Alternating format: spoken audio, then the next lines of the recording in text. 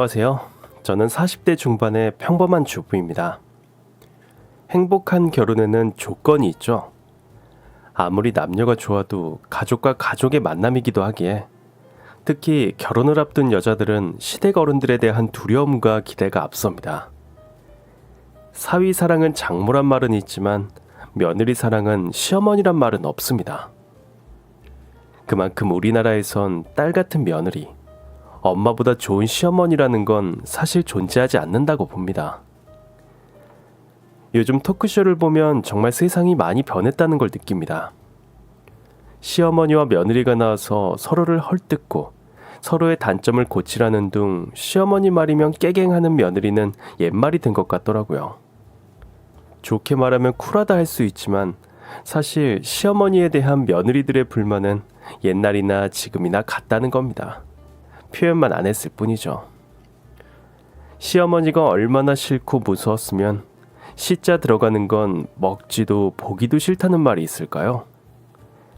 하지만 시자만 들어도 기분 좋고 자꾸 보고 싶은 별종 며느리도 있다는 사실 아시나요? 그게 바로 접니다. 아무리 잘해주는 시어머니라도 시어머니가 보고 싶다는 게 말이 되냐라고 말하는 분들도 많으실 겁니다. 저는 이 물음에 답하라고 하라면 난 복이 많아서 그렇다라고 답해드리고 싶네요. 좀 재수없어 보일 수도 있지만 저희 시어머니와 저에 대한 스토리를 들으시면 아마 이해가 되실 겁니다. 아주 가끔 복을 타고난 사람들이 있죠. 고부 갈등이 뭐지? 시어머니가 너무 잘해주시는데? 라며 친정어머니보다 시어머니와의 케미가 잘 맞는 고부간도 있습니다. 그게 바로 접니다.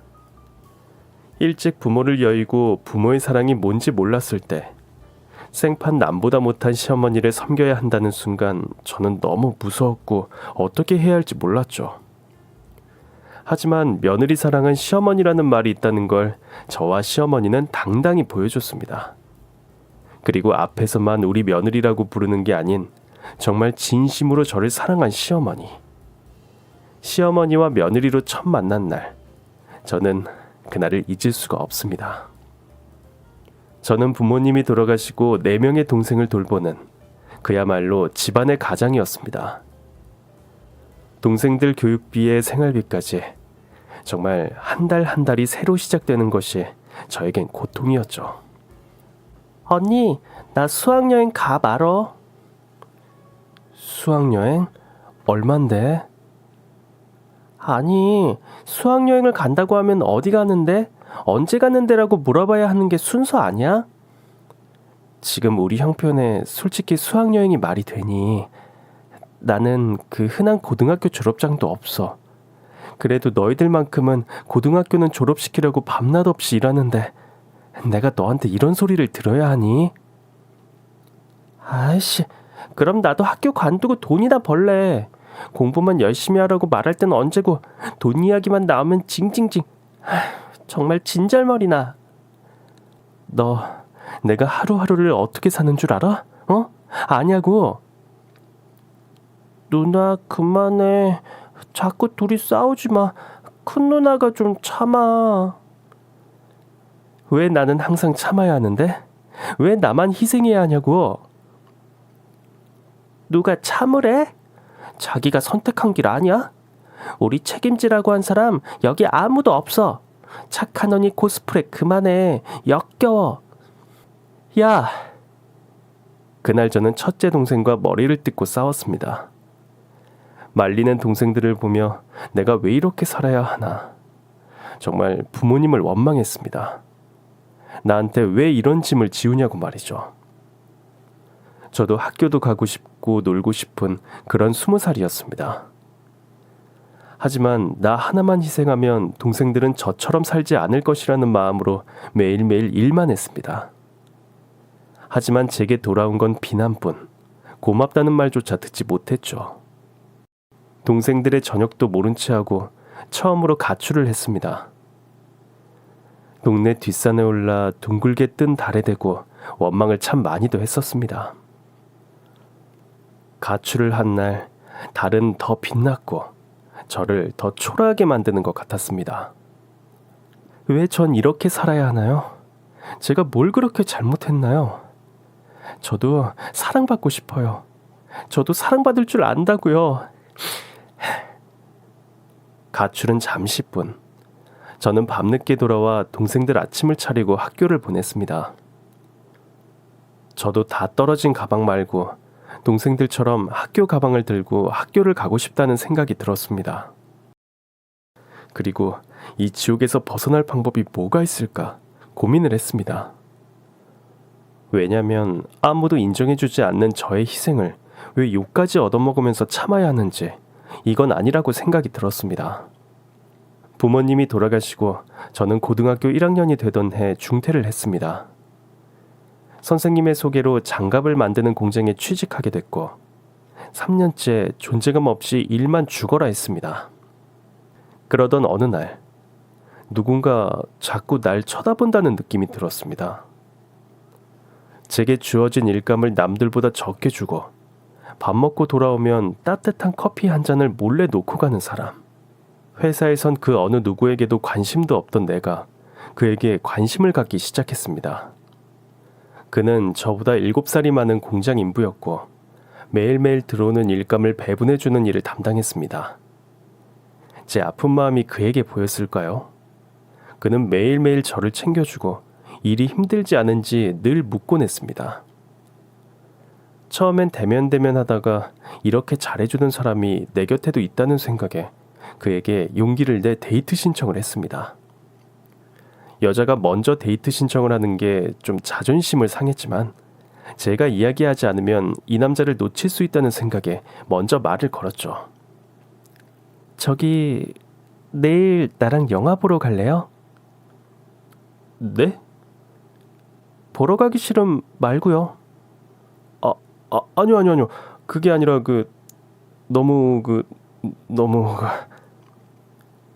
너무너무 뭐요? 좋아서요. 다음 날 그와 영화를 보게 됐고 우리의 사랑은 날이 갈수록 깊어졌습니다. 그는 매일 저를 집까지 바래다 주곤 했죠. 그러던 어느 날 그는 집에 들어가려는 제 손을 잡았습니다. 저는 순간 올게 왔구나 생각했죠. 복순아, 나랑 살래? 네? 나랑 살자고. 내가 진정씨 뭘 믿고. 알아. 복순이 너는 나보다 돈도 많고 능력 좋은 남자 만날 수 있을 거야. 근데 내 이기심이 너를 보낼 수가 없어. 난 사랑받고 싶어요. 정말로. 그건 내가 이 세상 누구보다도 잘해줄 자신이 있어. 날 믿어. 난 네가 꼬부랑 할머니가 돼도 사랑할 거고 죽어서도 사랑할 거야. 복순아. 난 책임져야 할 동생이 4명이나 있어요. 그 애들을 두고 갈 수 없어요. 당신 식구가 내 식구고 내 식구도 당신 식구가 되는 거야. 이제 혼자 하지 마. 내가 있잖아. 이제 둘이서 하는 거야. 좋은 일도 나쁜 일도 둘이 나누자. 복순아, 나랑 결혼해 줄래? 그는 작은 실반지를 제 손가락에 끼워줬고 저는 반지를 보며 집에서 기다리는 동생들이 떠올랐습니다. 많이 망설이고 망설였지만 그의 진심이 와 닿았고 저는 그와 인생을 함께하고 싶었습니다. 언니, 진짜 시집가? 정말 안 와? 자주 올 거야. 언니가 너희 버리고 가는 게 아니야. 언니 남편이 될 사람, 우리 식구가 되는 거야. 언니랑 언니 남편이랑 너희를 잘 돌볼 거야. 약속했어. 솔직히 말해. 우리가 귀찮아진 거잖아. 동생들 버리고 혼자 잘 살아봐 어디. 너 정말 끝까지. 언니, 아니, 너 필요 없어. 내가 동생들 돌볼 거야. 앞으로 우리 볼 생각 하지도 마. 희생했고 사랑했던 식구들이 환영하지 않는 결혼. 정말 저는 끝까지 행복하지 못한 인생이 될 거란 불안감이 들었습니다. 내 식구들조차 환영해주지 않는데 그의 식구들은 저를 환영해 줄까요? 저는 부모님이 돌아가셔서 상견례조차 못하고 그의 어머님에게 결혼 승낙을 받으러 갔습니다. 호랑이보다 더 무섭다는 게 시어머니라던데 저같이 못난 며느리를 분명 탐탁치 않을 거라고 생각했습니다. 오빠, 나 괜찮아요? 나 너무 떨려. 우리 엄마 그런 분 아니야. 복순이 너 정말 예뻐하실 거야. 아무리 예쁜 며느리라도 자기 아들 뺏어갔다고 생각한대요. 내가 아무리 말해도 복순이는 안 믿을 것 같네. 자, 직접 들어가서 우리 엄마가 호랑인지 직접 확인해 보자고. 떨리는 마음으로 예비 시어머니를 만나러 갔습니다. 그런데 호랑이가 나올 줄 알았는데 너무나도 인자한 목소리가 절 맞이해 주었습니다. 복순 씨라고 했죠? 너무 잘 왔어요. 잘 왔어. 예비 시어머니는 저를 꼭 안아주시며 저를 반겨주셨습니다. 정말 믿기지 않았습니다. 이렇게 저를 환영해주는 사람이 제 시어머니가 될 분이라는 걸요. 예비 시어머니는 제가 좋아하는 음식을 다 차려놓으셨습니다. 맨날 동생들 반찬만 만들고 앉아서 밥도 제대로 먹는 일이 없었는데 이렇게 맛있는 음식을 대접받다니 정말 믿기지가 않았습니다. 진정이한테 뭐 좋아하는지 이야긴 들었어요. 입에 맞을지 모르겠네. 어서 들어요. 저는 그 정성스러운 상차림을 보고 흐르는 눈물을 멈출 수가 없었습니다. 따뜻한 밥과 국, 그리고 제가 좋아하는 음식들이 누군가 저를 위해 차려준 일이 없었으니까요. 어서 먹어. 그만 울고. 거봐, 우리 엄마 호랑이 아니지? 정말 맛있어요. 정말요. 그때 예비 시어머니는 모든 걸 안다는 듯 저의 손을 꼭 잡아주셨고 제 밥 위에 고기를 얹어주시며 말씀하셨습니다. 이제 이런 밥상 매일 차려줄 테니까 울지 마. 복순 씨는 그럴 자격 있어. 그만 울고 이제 먹어. 얼른. 제가 태어나 먹은 밥 중에 아마 제일 맛있었던 걸로 기억합니다. 눈물 젖은 밥이지만 그건 기쁨의 눈물이었고 앞으로 제 인생에 희망을 줄 에너지 같은 밥상이었습니다. 우리는 소박하지만 예쁜 결혼식을 올렸고 아직 집을 마련한 형편은 되지 않아 시어머니 댁에서 함께 살기로 했습니다. 남들은 시어머니를 모시고 산다고 대단하다고 하지만 사실 시어머니가 저희를 돌봐주는 것이었습니다. 넉넉한 형편은 아니어도 늘 웃음이 끊이질 않았고 언제나 저희 세 식구는 항상 함께였습니다. 정말 시어머니는 작은 것 하나하나 저를 딸보다 더 챙겨주셨죠. 아이고, 아가. 네, 어머니. 저 늦잠을 자서 죄송해요. 설거지라도 해야 하는데 지각할 것 같아서. 그래도 이게 뭐니? 이리 와봐. 저는 영문을 몰라 시어머니 곁으로 갔고 시어머니는 제 머리를 곱게 빗어주셨습니다. 거울 볼 시간도 없이 아등바등 살아온 저를 이렇게 세심하게 챙겨주는 시어머니가 정말 제 친엄마였으면 얼마나 좋을까 그런 생각까지 들었습니다. 너는 얼굴형도 이쁘고 귀도 이쁘고 눈, 코, 입 다 이쁜데 얼굴을 왜 이렇게 가리고 다니니? 이것 봐라. 머리 묶으니 우리 며느리 미스 코리아가 따로 없구나. 아이고 예뻐라. 어릴 때 흐릿하게 기억이 났습니다. 엄마가 살아계셨을 때 제 머리를 곱게 빗어주던 그 손길. 부모 사랑을 받아본 기억이 거의 없기에 사실 전 사랑을 주는 방법을 모르는 사람이었습니다. 시어머니의 사랑을 받으니 사랑을 받는 법도 사랑을 주는 법도 아는 제가 되었습니다. 어머니 소원 없으세요? 제가 정말 하늘의 별이라도 따드리고 싶어요. 그런 거 없다. 나는 너희가 행복하면 그게 제일 좋아. 그래도 어머님, 저도 어머님께 뭔가 해드리고 싶어요. 매일 받기만 해서. 원래 부모는 자식한테 모든 걸 주는 사람으로 태어났다. 그리고 내리사랑이라는 말이 있잖니. 너는 네 자식한테 앞으로 모든 사랑을 줄 거고 우리 며느리 닮은 손녀 하나 있으면 좋긴 하겠다만 아이고 이 늙은이가 별소리를 다 하네. 요즘 며느리한테 손자 낳아달라면 시어머니 점수가 깎인다며? 나는 우리 며느리한테 100점은 못 돼도 50점 이상은 돼야지.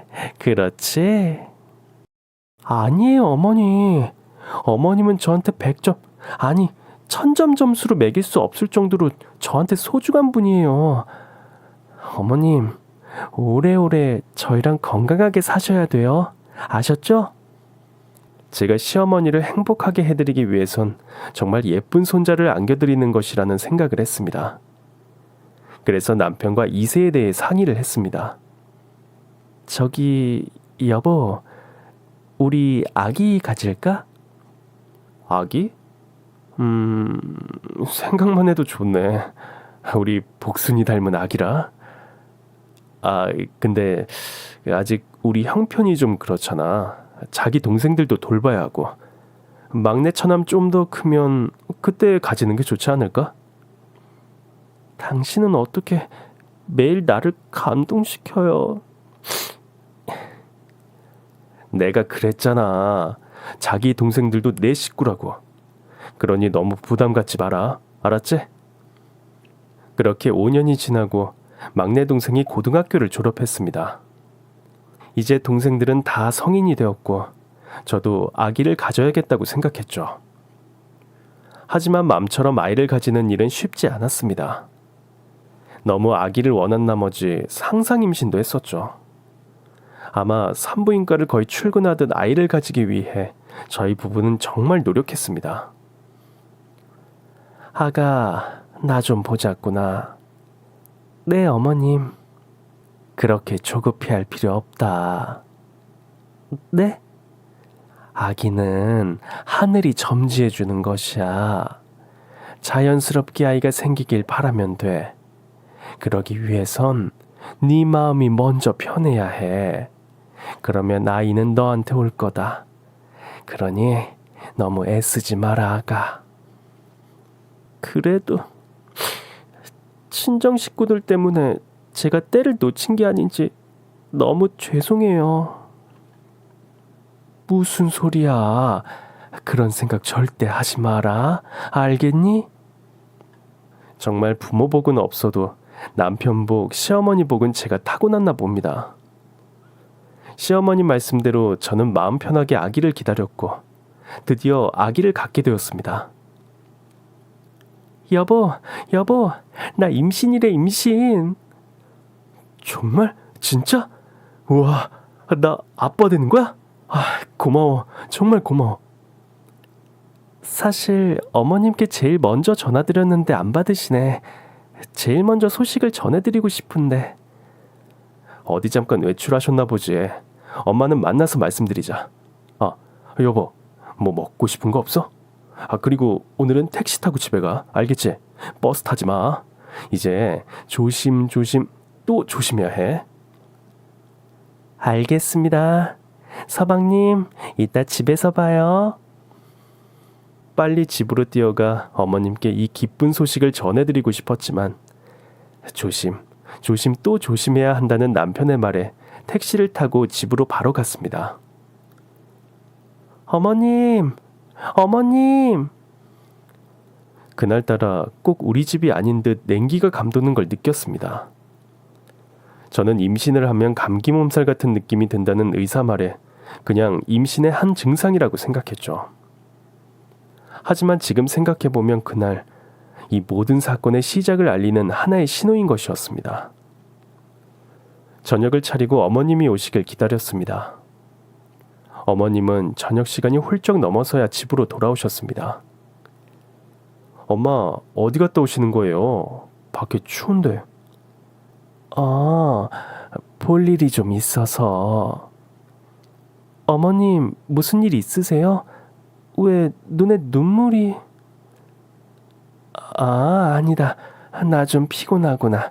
좀 쉬어야겠다.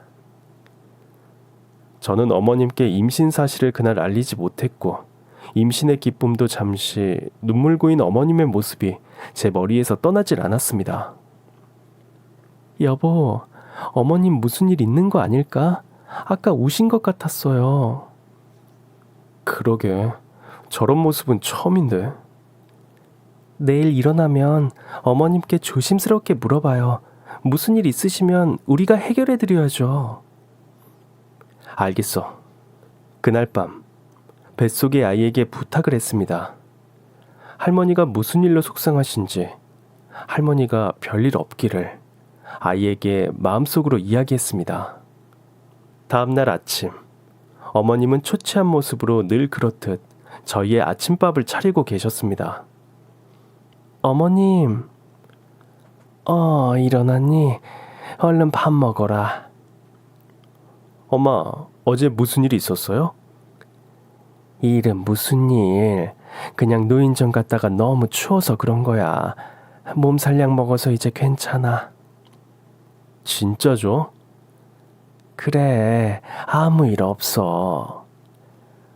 엄마, 그러면 엄마가 완전히 깜짝 놀랄 사실 하나 알려줄까요? 깜짝 놀랄 일이라니? 너희 무슨 일 있니? 당신이 말씀드려. 어머님, 8달 후면 손자 보실 것 같아요. 정말이니? 정말이야? 아이고, 장하다. 우리 며느리, 아이고, 고맙다, 고마워. 이것 봐. 우리 엄마 얼굴에 금방 화색이 도시네. 엄마가 보기에 딸인 것 같아? 아들인 것 같아? 그게 뭐가 중요하니? 우리 손자 건강한 게 중요하지. 나는 1타 2피 쌍둥이였으면 좋겠어. 그때 어머니는 들고 있던 밥그릇을 갑자기 떨어뜨리셨습니다. 엄마 괜찮아요? 좀 어지러워서. 아가 오지 마라. 다친다. 얼른 비켜. 어머님, 오늘 저랑 병원 좀 가셔요. 아무래도 감기가 심하게 오신 것 같아요. 저랑 오늘 같이 병원 가셔요. 네? 시어머니는 한사코 안 가시려는 병원을 저는 억지로 모시고 갔습니다. 그런데 정말 믿기 싫은 현실을 그날 마주하게 되었습니다. 알츠하이머입니다. 치매요. 벌써 많이 진행이 되셨어요. 네? 저희 어머니가요? 아마 이 정도 되면 집도 잘 못 찾으실 거예요. 외출 삼가시고 치매 환자를 위한 이름표라든지. 아니에요. 다시 검사해 주세요. 어머님은 벌써 저희 병원에 다녀가셨어요. 몇 달 전에요. 본인도 잘 아실 겁니다. 이제 가족분들이 잘 챙겨주셔야 해요. 의사가 알츠하이머라고 하는 순간 정말 하늘이 무너질 것 같았습니다. 왜 착한 우리 어머님께 이런 몹쓸 병을 주는지 하늘을 원망하고 또 원망했습니다.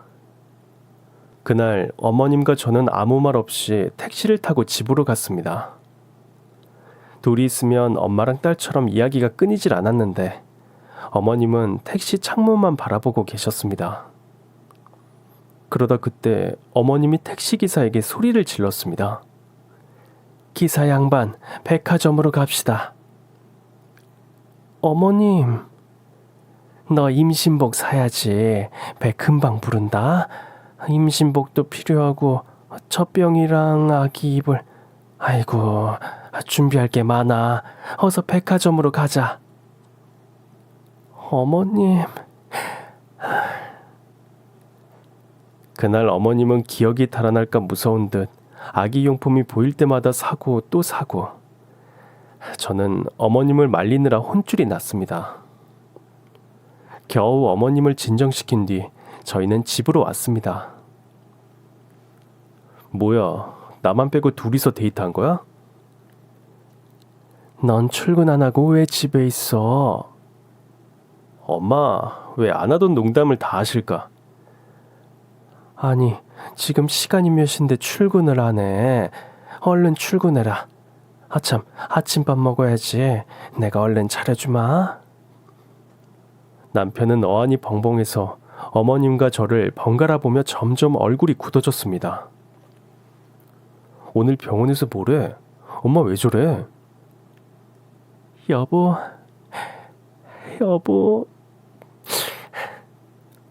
병원에서 뭐라고 했냐고? 우리 어머님 불쌍해서 어떡해요? 어떡해. 어머님 알츠하이머래요. 어떡해. 남편은 그 자리에서 털썩하고 주저앉았습니다. 그리고 백화점에서 사온 아기용품을 하나하나 보며 눈물을 흘렸습니다. 아니야. 이거 봐봐. 엄마가 우리 태어날 아기 주려고 사온 거 봐봐. 치매면 이런 거 기억 못해. 여보. 우리 엄마한테 왜 그런 병이 생겨? 왜? 행복했던 우리 세 식구. 그날 이후 모든 것이 달라졌습니다.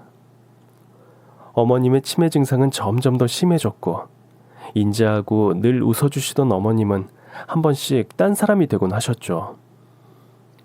색씨는 누구요? 어머님, 저 어머님 며느리 안복순이잖아요. 며느리? 나는 아들이 없는데. 어머님, 여기 보세요. 벽에 제가 다 써놨죠? 아들 오진정, 며느리 안복순. 그리고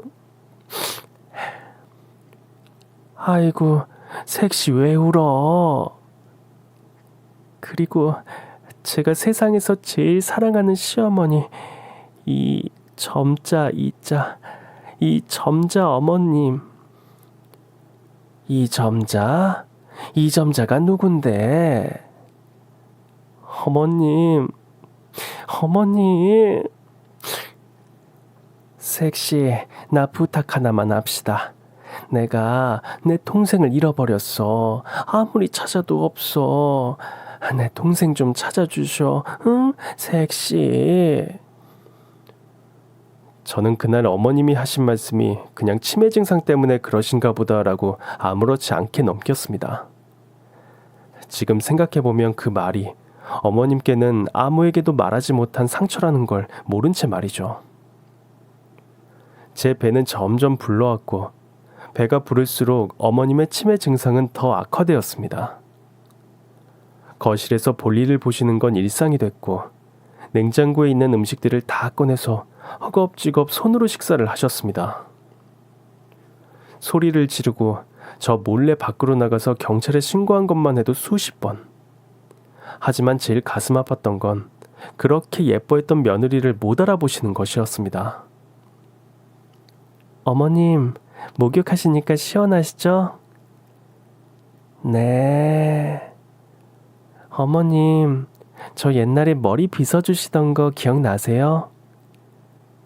몰라요. 어머님, 제 배 보세요. 어머님 손자가 이만큼 자랐어요. 만져보세요. 어머님은 제 배를 떨리는 손으로 가만히 만지셨습니다. 그러곤 한참을 아무 말도 하지 않으셨습니다. 그러다 갑자기 이상한 말씀을 하셨습니다. 나는 내 동생이랑 같은 날 태어났어요. 아줌마도 동생 있어요? 어머님 동생 있으세요? 아니, 난 오빠 있어.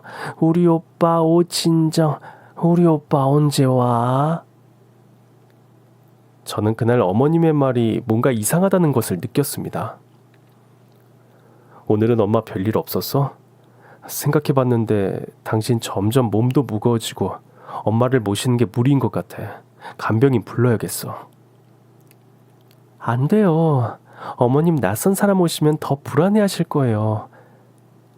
여보, 당신 건강이랑 우리 아기도 생각해야지. 이러다 잘못되면 어떻게 할 거야? 내가 정말 힘들면 그때 이야기할게요. 아직 괜찮아요. 정말요. 그리고 여보, 혹시 어머님 동생분 있으세요? 동생? 어, 옛날에 얼핏 들었는데 6.25 한국전쟁 때 잃어버렸다고 들었어. 근데 그때 엄마는 부산 피난길에 올랐고 동생은 같이 배에 오르다가 그만 물에 빠졌다고 하더라고. 돌아가신 거지, 예전에. 엄마가 동생 이야기했어? 한 번씩요. 치매 환자들은 아주 옛날 일들을 계속 말한다고 하더라. 엄마한텐 그게 아픈 기억이겠지. 제발 우리 꼬물이 태어나는 거 보셔야 할 텐데. 동생에 대한 그리움이 크다는 걸 남편을 통해 알게 되었고, 저는 어머님이 동생분 이야기를 하실 때마다 어떤 기억이 있는지 자주 이야기를 했습니다. 어머님은 동생과 헤어진 그날로 돌아가 아주 생생하게 말씀하셨죠. 내가 그때 동생을 잡고 막 뛰었다고, 배에 올라타려고. 북한군이 오는데 정말 죽는 줄 알았어. 섹시해. 북한군이 얼마나 무서운지 모르지? 얼굴은 괴물 같고 손도 이만하고 발도 이만하고, 아우 무서워. 근데 동생이 그 괴물한테 잡아먹힌 것 같아. 같이 배 탔는데 없어졌어. 어머님, 그러면 동생분은 어떻게 생기셨는지 기억나세요? 내 동생? 이뻤어. 사람들이 나랑 똑같이 생겼다고 했다니까. 섹시해. 나 이쁘지? 네, 어머님. 우리 어머님 세상에서 제일 예쁘세요. 며칠 후 새벽, 저는 진통이 왔습니다. 여보, 여보. 왜, 아파? 아기가 나오려나 봐요. 진짜? 잠깐만. 그래. 저 택시부터 잡아야겠어. 잠깐만. 저는 진통이 오자 드디어 우리 꼬물이를 만나는구나라는 기쁜 마음에 진통이 와도 아픈 것도 몰랐습니다. 그런데 시어머니가 제 방문을 여시고는 저에게 다가오셨습니다. 아가, 숨을 크게 쉬어라. 크게. 어머님? 어머님? 그래, 시엠이다. 시엠이를 왜 이렇게 불러? 그만 부르고 얼른 숨 쉬어. 어머님, 제가 누군지 기억나세요? 얘가 오늘 왜 이래? 너무 힘들어서 그런 거야? 말하면 더 힘들어. 어머님. 그동안 나 때문에 고생이 많았다가 내가 널 만난 걸 정말 하늘에 감사하고 또 감사하다고 했어. 다음 생에는 내 딸로 태어나서 내가 키우고 먹이고 입히고 정말 다 해주고 싶구나. 우리 다음 생에는 꼭 엄마랑 딸로 태어나자. 알겠지? 어머님.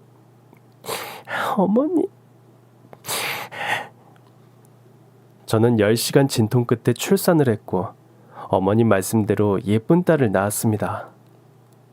행복과 불행은 왜 늘 제게 동시에 찾아오는 걸까요? 우리 예쁜 딸이 태어나던 날, 어머님은 세상을 떠나셨습니다. 어머님은 전쟁으로 가족을 모두 잃으셨다고 하셨습니다.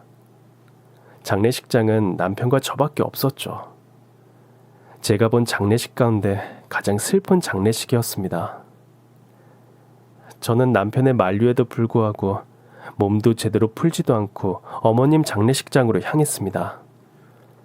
저희 부부는 어머님 영정사진을 보며 하염없이 눈물만 뚝뚝 흘렸습니다. 엄마.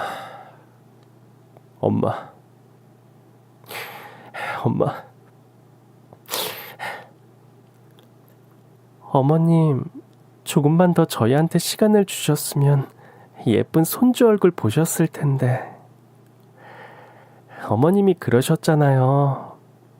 저 닮은 예쁜 딸 보고 싶다고. 근데 왜 이렇게 일찍? 우리 어머님 불쌍해서 어떡해.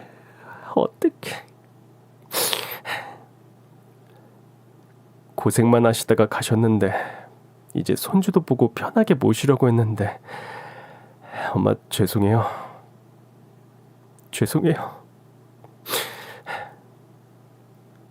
시어머니의 장례는 어머님의 생전 바람대로 화장으로 치렀고 저희는 어머님을 보내드리려 어머님의 고향과 가장 가까운 곳에서 유골을 뿌렸습니다. 엄마, 고향에 가셔서 가족들도 만나시고 하늘에선 편히 쉬세요. 어머님, 하늘에서도 저희 보고 계실 거죠? 항상 어머님이 곁에 있다고 생각하고 저희 열심히 살게요. 어머님도 하늘에서 편히 쉬세요. 저는 장례식을 마치고 어머님 유품을 정리했습니다. 시어머님은 생전에 정말 검소한 분이셨습니다. 옷도 신발도 전부 떨어질 때까지 입고 신으셨죠. 워낙 검소한 분이라 어머님 유품을 정리하는데도 시간도 별로 걸리지 않았습니다.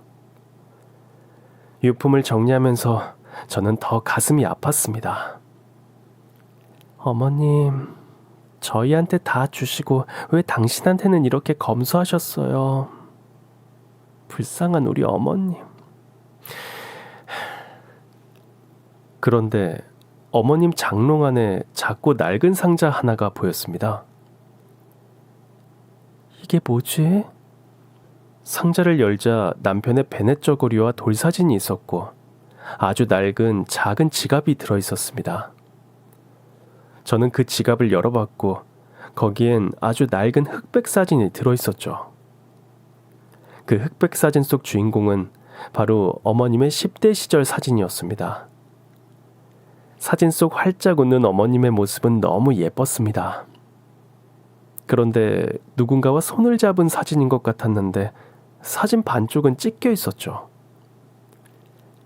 어머님도 가족이 있으셨구나. 어머님, 하늘에선 가족들과 꼭 만나시길 바래요. 어머님. 저는 늘 어머님과 함께하고 싶은 마음에 그 사진을 제 지갑에 넣고 다녔습니다. 어머님 어린 시절 사진을 지갑에 넣고 다닌 후 기분 탓인지 정말 어머님이 늘 제 곁에 계신 것만 같았거든요. 저희 딸아이는 어느덧 10살이 되었고 아이의 생일은 곧 어머님이 돌아가신 날이 되었죠. 엄마, 우리 할머니는 어떤 분이셨어? 아주 인자하시고 좋은 분이셨어. 우리 준이를 가졌을 때 얼마나 기뻐하셨다고. 정말? 내가 뱃속에 있을 때? 그럼 할머니는 우리 준이를 만나는 게 소원이라고 하셨어. 나도 할머니 보고 싶어. 엄마도 너무너무 보고 싶어.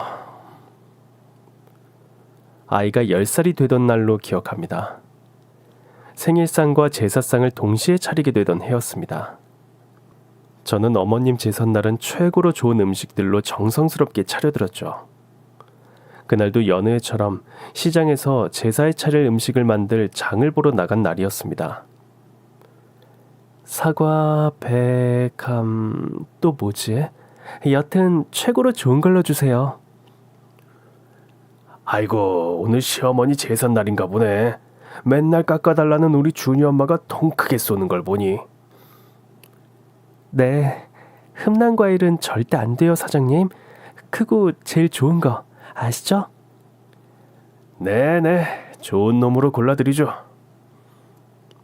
그때 과일을 찾는 한 손님이 제 옆에 다가왔습니다. 나도 그 사과 좀 주시오. 아주 좋아 보이네. 아이고, 어르신 나오셨어요? 네네, 좋은 걸로 골라드릴게요. 저는 과일을 찾는 손님을 보게 됐고 그 손님의 얼굴을 본 순간 장바구니를 떨어뜨리고 말았습니다. 아유, 이걸 어째 다 흘렸네.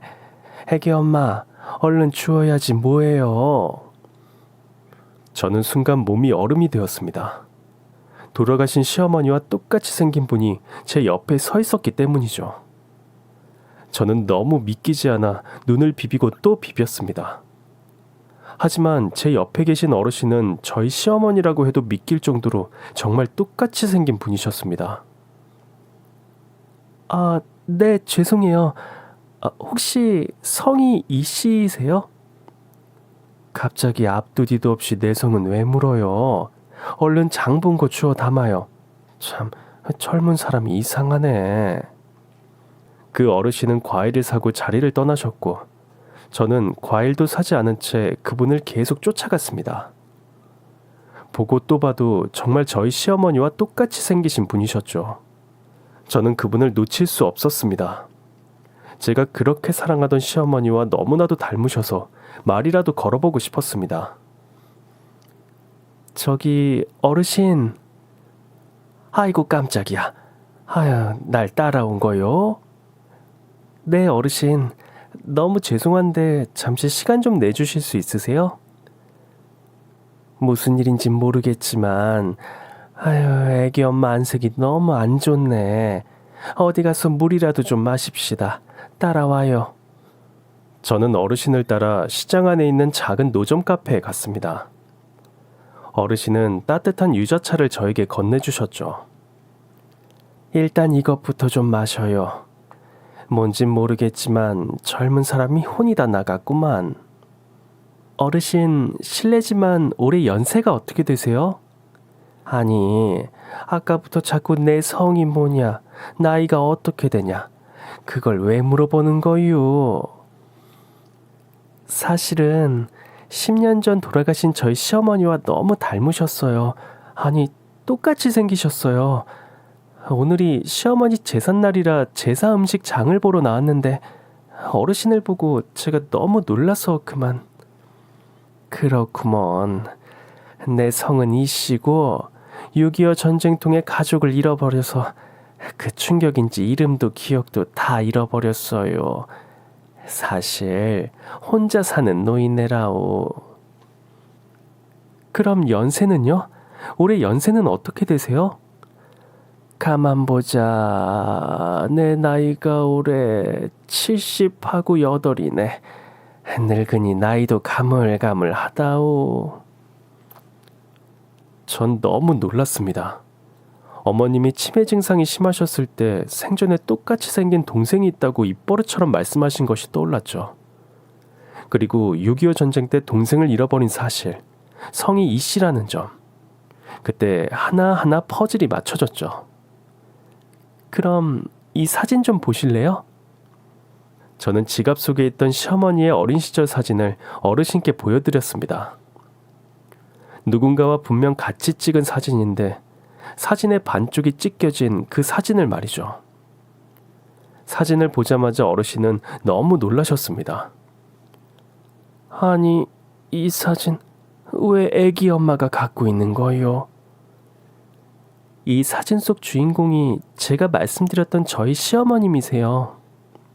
어르신은 갑자기 가방에서 손수건으로 감싼 사진 한 장을 저에게 내미셨습니다. 내가 전쟁통에 가족 모두 잃고 기억도 잃었는데 내 호주머니에 이게 들어있더라고. 나는 그때 기억은 없었지만 확신했지. 반쪽짜리 사진을 갖고 있는 사람이 분명히 내 가족이다. 내 가족이다라고 말이야. 근데 내 가족을 오늘 만난 것 같네. 이것 보시오. 사진을 합치니 둘이 똑같이 생겼네. 내 가족을 찾았어. 아이고. 어머님이 생전에 그렇게 찾던 동생분이 바로 어머님의 제삿날 제 옆에 나타나신 겁니다. 시어머니의 동생분과 저는 시장 길바닥에서 서로 끌어안고 오열했고 긴 말을 하지 않아도 서로가 서로를 안으며 위로를 했죠. 아이고, 아이고, 내가 가족도 없이 이렇게 살면 뭐하나 하면서 죽어야지, 죽어야지 했는데 살다 보니 이런 일도 있구먼, 이런 일도 있어. 에휴, 내가 동생이라고? 그럼 우리 언니, 우리 쌍둥이 언니 세상을 뜬 거예요? 네, 10년 전에 치매로 하늘나라로 가셨어요.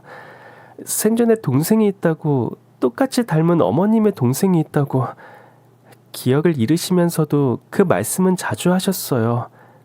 동생이 너무 보고 싶다고요. 나는 언니가 있는 줄도 모르고 70평생을 얼굴도 모르는 가족을 그리워했지. 가족 없는 외로움은 정말 죽고 싶을 정도로 힘들었다오. 명절이면 눈물로 보내는 일이. 그런데 내가 살아있길 너무 잘했구만.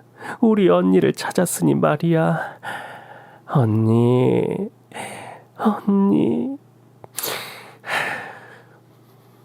저희는 그동안의 이야기를 나누고 저는 어머님의 동생분을 모시고 얼른 집으로 갔습니다. 저를 기다리던 남편은 현관문을 열자마자 너무 놀라 주저앉고 말았죠. 아니, 엄마가 아니고 이분은 누구신지. 말도 안 돼. 엄마랑 너무 똑같으신데. 근데 우리 엄마는 돌아가셨는데. 여보, 이분은 누구셔? 어머님이 생전에 너무 그리워하던 쌍둥이 동생분이에요. 뭐? 말도 안 돼. 시어머니의 동생분은 남편을 보자마자 끌어안고 한참을 우셨습니다. 그리고 가지고 있던 낡은 사진을 꺼내 남편에게 보여주셨죠. 네가 언니 아들이니? 이것 봐라. 내가 네 엄마 동생이야. 쌍둥이 동생. 아이고. 정말 엄마가 살아 돌아오신 줄 알았어요. 엄마를 얼마나 그리워했는지 몰라요. 제 그리움이 하늘에 계신 엄마한테 닿았나 봐요. 엄마 동생, 아니 이모가 이렇게 제 곁에 와주시다니. 그래. 엄마랑 둘이서 고생 많이 했다면서? 내가 그 맘 안다. 그 맘 알아. 아이고. 하늘이 늙은이한테 복을 다 주시고 내가 헛되게 살진 않았나 보다. 아이고.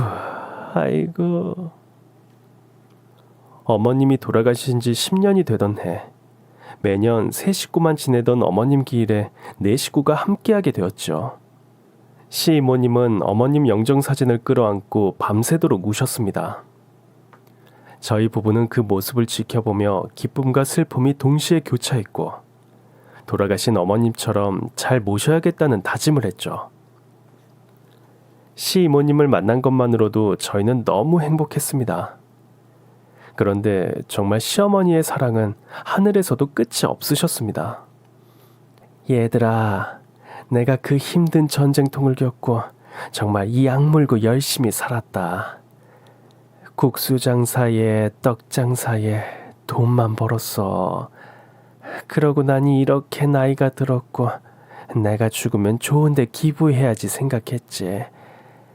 그런데 내 인생을 전부 통틀어줘도 아깝지 않은 내 조카 며느리, 그리고 이쁜 손자까지 생겼으니 나는 이제 죽어도 여한이 없구나. 시이모님은 사람들이 말하면 알만한 큰 국밥집을 운영하고 계시는 분이셨습니다. 돌아가신 시어머님처럼 너무나도 검소하셨고 늘 불쌍한 사람들을 위해 매년 기부를 하고 계셨습니다. 내 모든 재산을 너희에게 주고 싶구나. 받아주겠니? 저희 부부는 말도 안 되는 일이라고 시이모님의 부탁을 한사코 거부했지만 시이모님은 너무 간절하게 부탁하셨습니다. 저희는 시이모님이 가진 것이 없으셔도 평생 잘 모시리라 다짐했는데 이렇게 저희한테 큰 선물을 주시다니 정말 믿기지가 않았습니다. 그날 이후 남편은 시이모님이 운영하시던 국밥집을 맡아 운영하게 됐고 시이모님은 저희와 함께 살게 되셨습니다. 시모님은 저희 시어머니와 얼굴만 똑같으신 게 아니었습니다. 저에 대한 사랑 또한 돌아가신 시어머니와 똑같이 저를 너무 아껴주셨습니다. 준이야, 할미 왔다. 할머니. 아이고, 내 새끼. 자, 할미가 우리 준이 선물 사왔다. 정말요? 시모님은 저희 딸아이의 옷과 가방, 그리고 신발까지 너무 예쁜 것들을 선물해 주셨습니다.